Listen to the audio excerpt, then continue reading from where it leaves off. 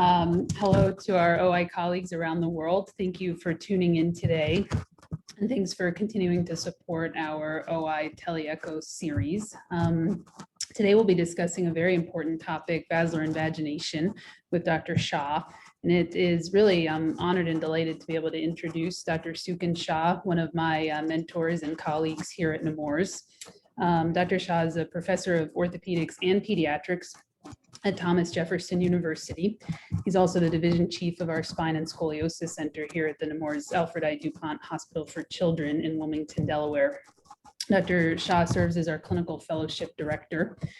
He has much too long of a CV to go through here, but of note, 3 times has won the Scoliosis Research Society Russell Hibbs Research Award.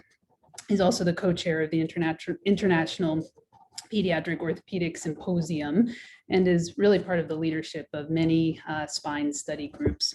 Dr. Shah has been significantly involved with our OI Foundation meetings and education, and we're really thrilled to hear from you today, Dr. Shah, on the important topic of basilar invagination. Great. Well, thank you so much, Jean. I'm going to share my screen, make sure we're good here. And perfect. Can you guys see that pretty well? Looks good. Good. So thanks very much to the OI Foundation for running this series. Very valuable for sharing of information and obviously education into this complex disorder. This has been a journey myself and for our center to see and benefit from a lot of the patient experience and continue to deliver great care, but also along the way learn from the patients too.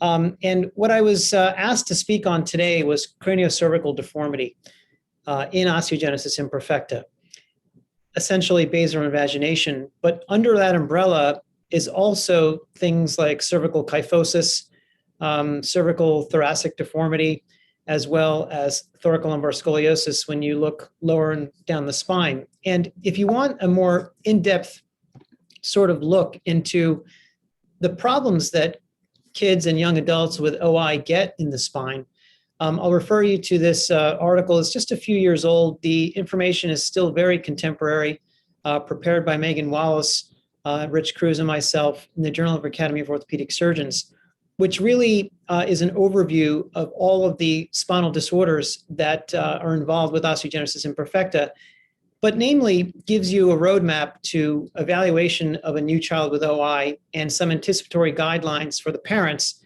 to give them an idea of what might be something to look for in the future. We'll start out with a question for our whole audience, which I'll obviously answer because I'm not sure there's some interactive capability here, but an adolescent male with a known genetic mutation of CUL-A1A1 presents to the emergency room with symptoms of unsteady gait, difficulty with buttoning his shirt. On exam, when the patient holds his fingers extended and adducted, the small finger spontaneously abducts. Snapping of the patient's distal phalanx of the middle finger leads to spontaneous flexion of the other fingers. What's the most likely cause of the patient's symptoms?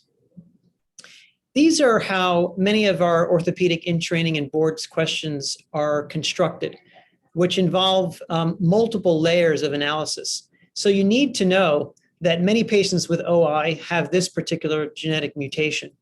You need to know that these symptoms of unsteady gait and difficulty buttoning may be pointing to an upper motor neuron issue like myelopathy. And on physical exam, they've highlighted 2 important findings of myelopathy, namely the Hoffman's reflex. And so you have to start putting together information. Well, what could happen in OI that could explain these symptoms, both in the upper and lower extremities? And the most obvious one on this list for us is basilar invagination, because the others, although can occur in different orthopedic disorders, this is the best choice for answering this question. So with that as a springboard, we can kind of go over why is the spine so involved? What are the causes and pathogenesis of spinal problems in OI? It has something to do with how the disease affects the long bones, But the axial skeleton is a little bit different because it's made up of cancellous bone largely rather than cortical bone. Obviously, we know that the pathogenesis of these problems is related to the severity of disease, namely the genetics.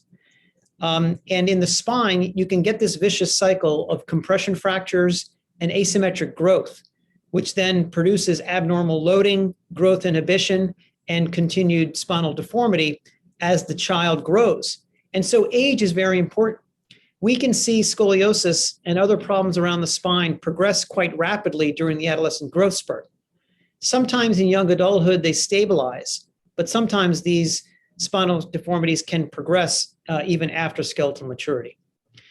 Each type of OI seems to have its different personality, but as you'll see, and those with the large clinical experience can understand that these cross over various types. And one thing I'll point out about BI is that you might expect it to be very severe in the most severe scoliosis patients, but we've seen it completely separate of scoliosis as well as together. So what is BI? Its strict definition is migration of the upper cervical spine and the odontoid peg into the base of the skull. So this is an MRI image on your right. I've highlighted the critical areas. This is the peg that we talk about, or it's the extension of C2. This is the brainstem here, and this is some flattening of the skull. So as the skull starts to settle down onto the cervical spine, you start to get these anatomical changes, you start to get brainstem compression, and some other symptoms that we'll discuss in a moment. So that brainstem and cerebellar compression can cause myelopathy or very significant neurologic deficits.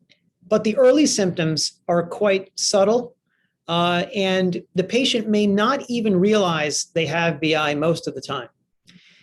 Obviously, the mechanics of kinking the brainstem like this can cause flow disturbances of the cerebrospinal fluid. Many times BI is found in combination with hydrocephalus, and many times, as I'll illustrate, BI is found in combination with syringomyelia, which is another symptom of a CSF flow abnormality. I'm sorry to interrupt you. I don't think our screen is advancing as you go through your slides. So what do you see now? Now we have basilar invagination and OI at the top. There we go. Yeah, we didn't get that slide. Sorry. Oh, okay, No, sorry. good. So what I've highlighted in the drawing here is that the brainstem starts to kink over the odontoid peg as the skull is settling over the cervical spine.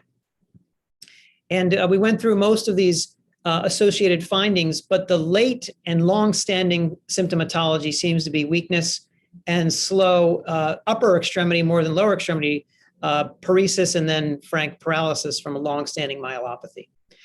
But it's not only present in OI. I would say that you could find basilar invagination in any of the bone softening conditions, such as rickets or hyperparathyroidism. It has been reported in SED, Morchio, and other syndromes. So it's not specific to OI, but certainly seems to be more common than was previously recognized, especially now that we're more aware of the diagnosis.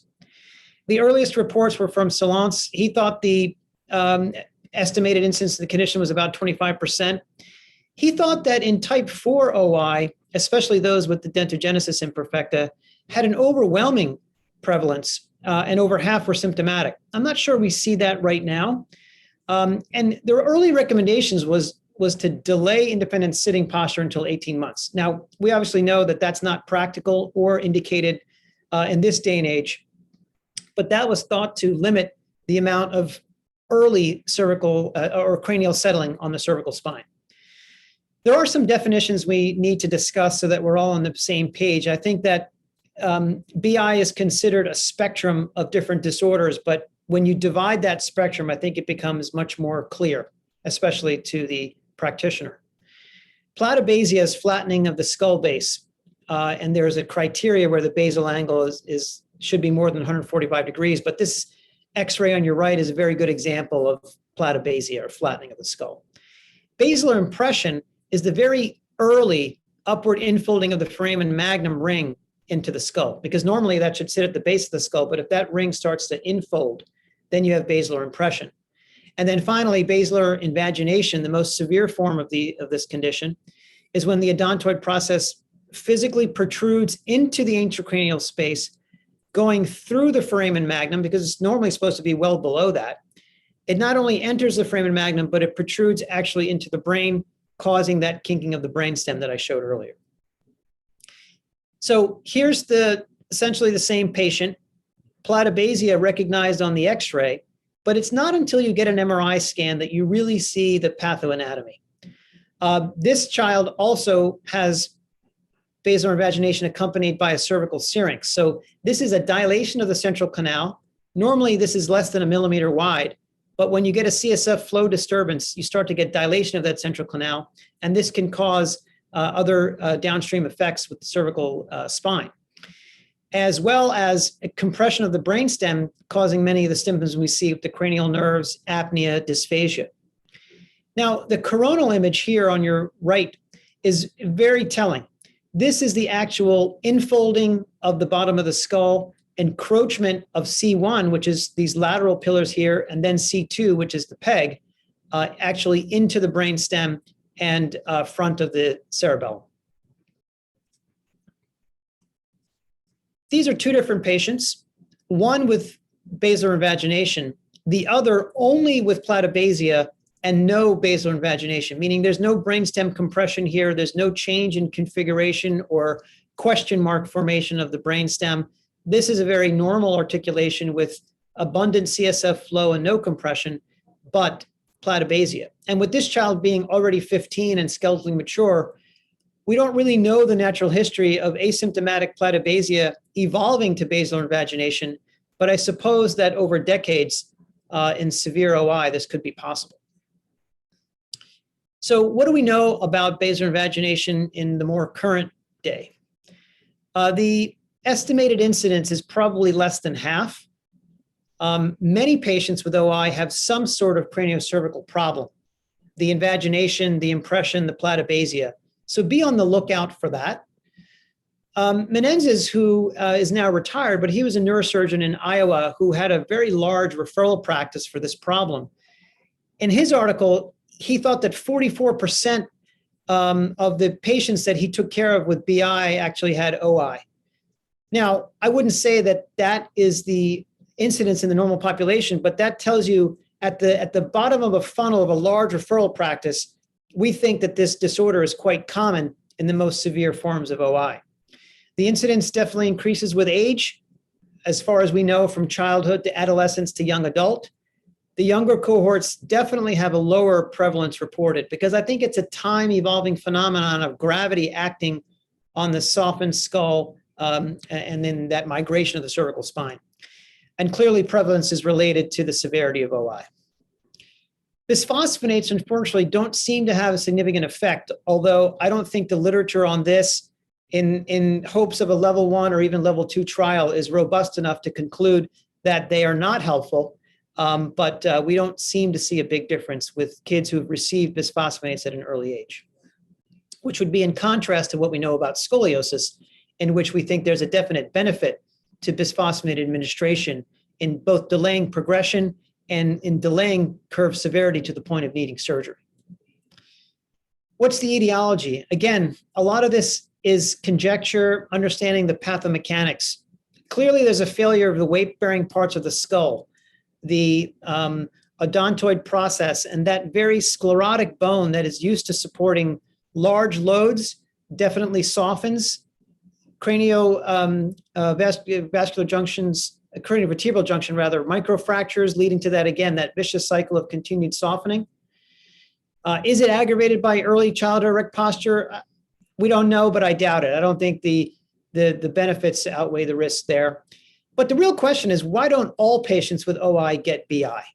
We just don't know. Perhaps many do, and the symptoms are so variable and so mild in most cases that we don't even recognize it. And only a few become symptomatic to the point that this investigation would actually be carried out. Salance also wrote about type 3s having BI. And so let's put the number at about 1/3, probably have some sort of BI and may develop symptoms later in life. Those symptoms are listed on this table. And the frustrating thing about symptomatology associated with BI is that these symptoms are quite common in everyday life. I mean, who hasn't had a headache?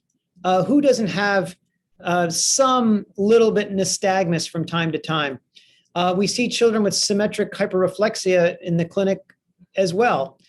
But when you look at this list, I think what this is intended to do is increase your index of suspicion, knowing what BI is and knowing what the symptoms are, trying to put them together to not delay the diagnosis and go to advanced imaging to actually confirm the diagnosis, if that's possible. And in our experience, I would check off these three: headache, cranial nerve palsies, specifically those involving 10 through 12, and then the nystagmus seems to be extremely common in BI. The other one I would add is apnea. And so if you want to put dysphagia and apnea in a similar category, you sometimes can see worsening sleep apnea as a sign that the BI is becoming more symptomatic. So who to screen?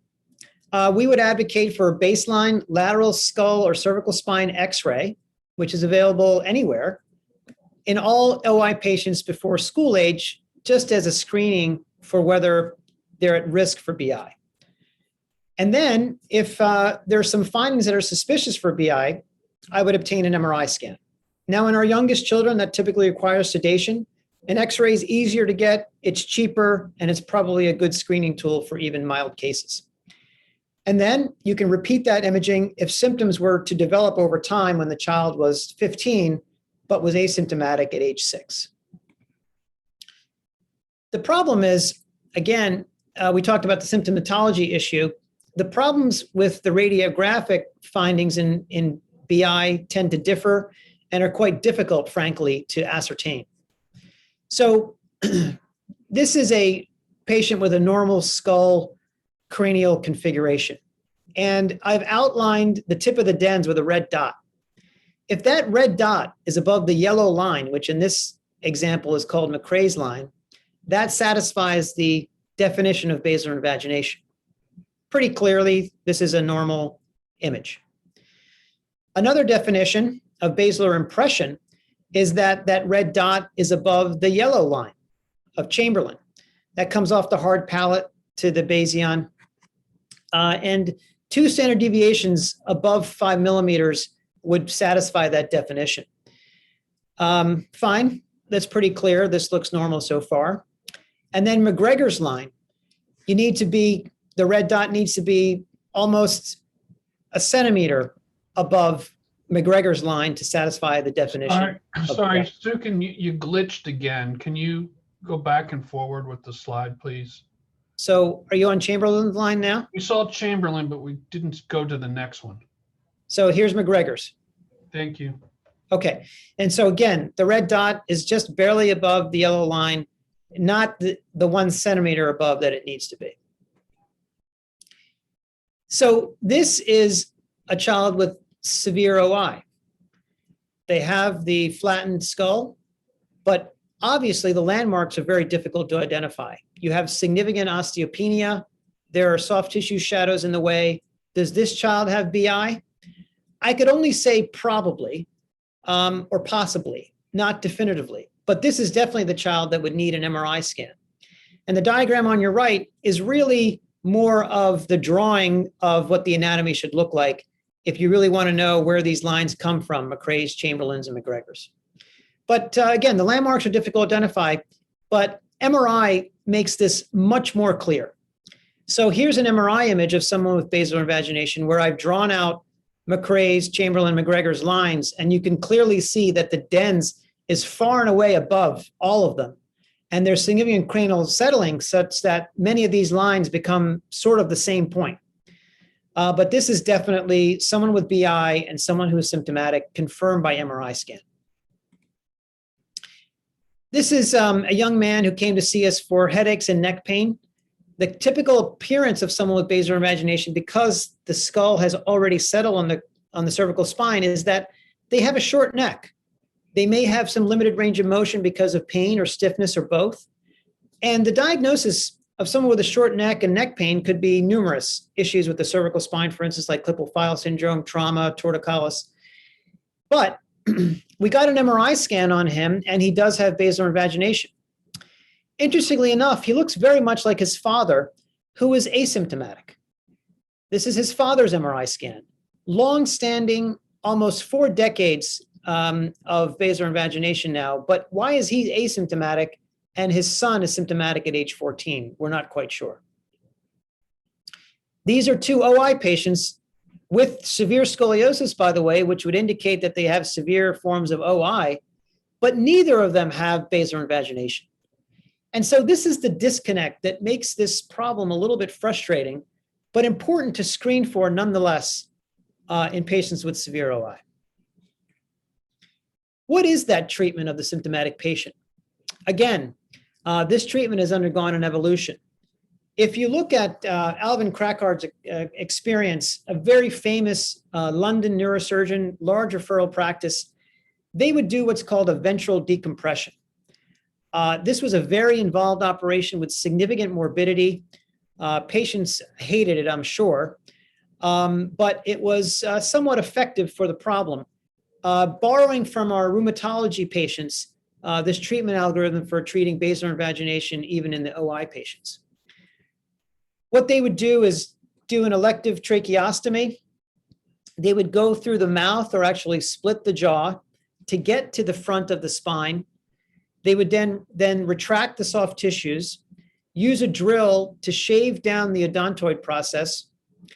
And then ultimately, when that odontoid process was completely decompressed, alleviating pressure over the spinal cord, as you can see from the left drawing to the right drawing, they would obviously have to stabilize that articulation.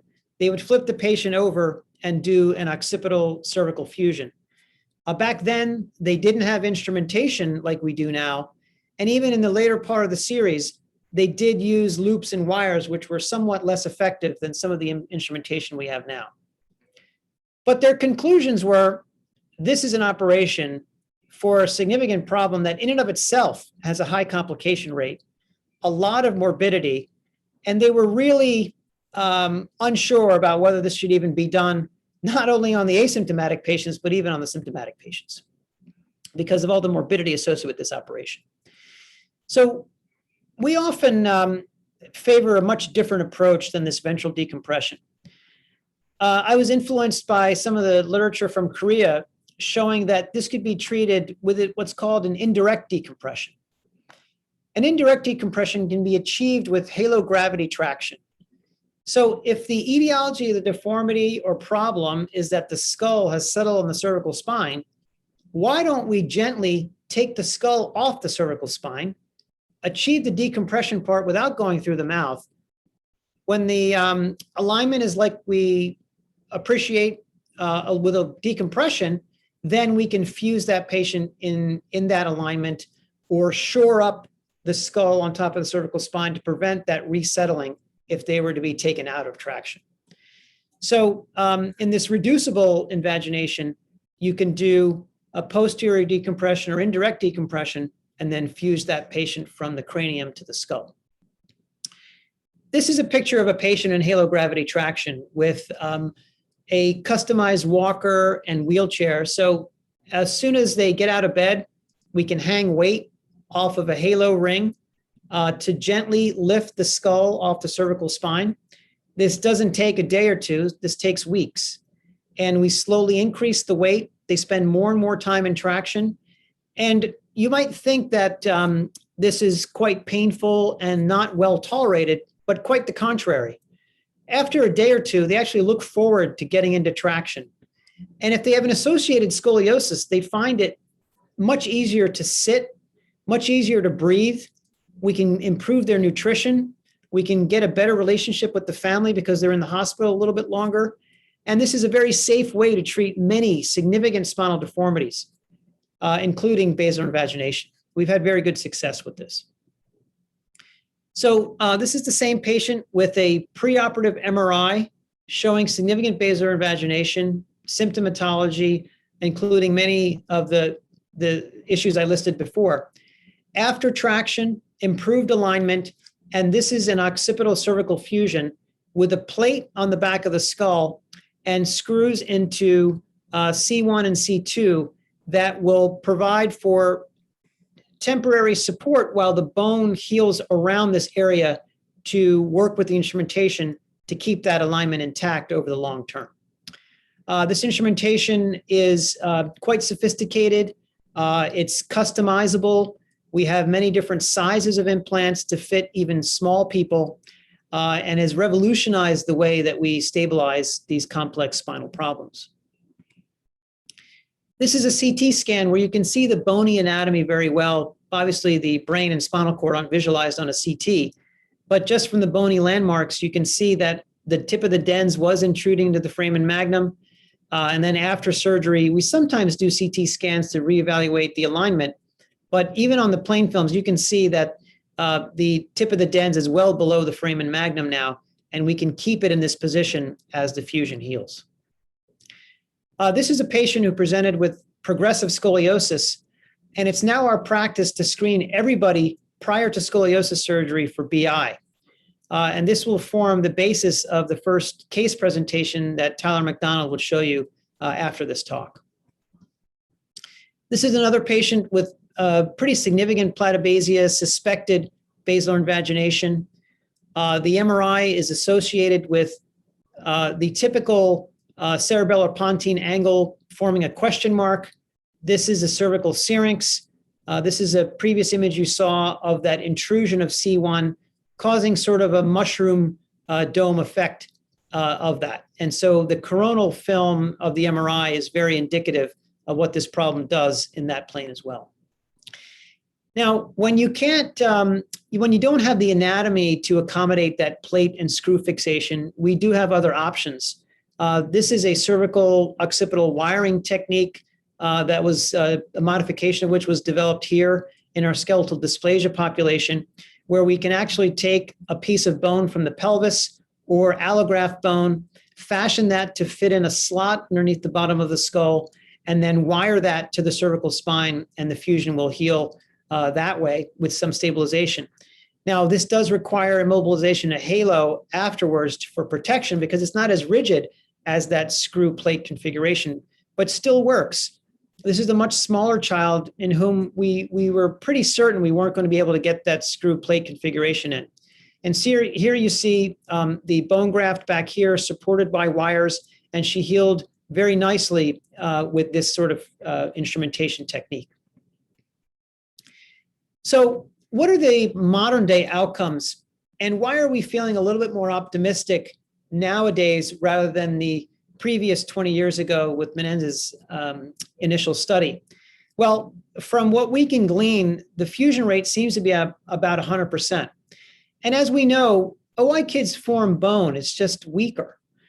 We've been able to augment some of those fusions with modern day biologics, but it's the instrumentation that has really made it possible for us to do cases that probably weren't successful in the past.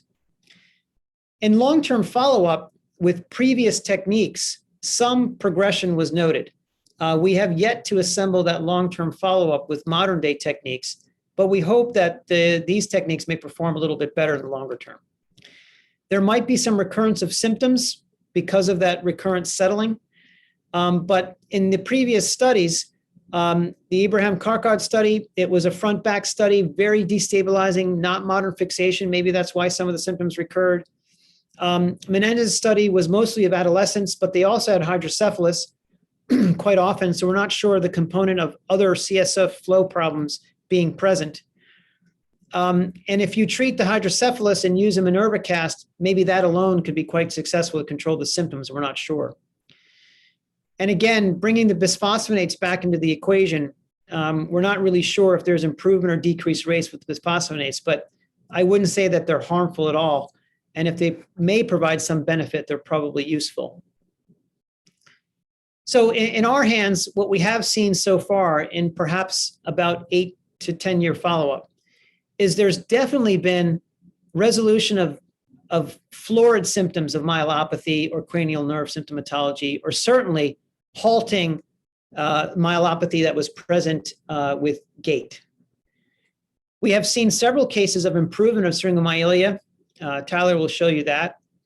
And obviously, there's been improvement of the radiographic parameters when you go back and look at CTs, MRIs, and even plain X-rays of these patients in follow-up. Now, I know this isn't exactly about scoliosis, but since these problems go together, we know that operative treatment of their scoliosis certainly results in improvement of function and mobility and sitting tolerance, clearly improvement in pulmonary function, both objectively and subjectively in our kids that sing, play instruments, and even couldn't have a full conversation without getting short of breath. And at our center, we've been fortunate enough to have very low morbidity in both of these situations with regard to reoperation rate, readmissions, and complications. So I hope that this has given you some insight into BI. It's important to recognize these symptoms and progression of the disease early so we can intervene before the patients become floridly symptomatology becomes florid, because myelopathy is very rarely able to be reversed. This is one of our OR nurses who likes to wear this shirt, but it clearly illustrates that we need more awareness of basilar invagination.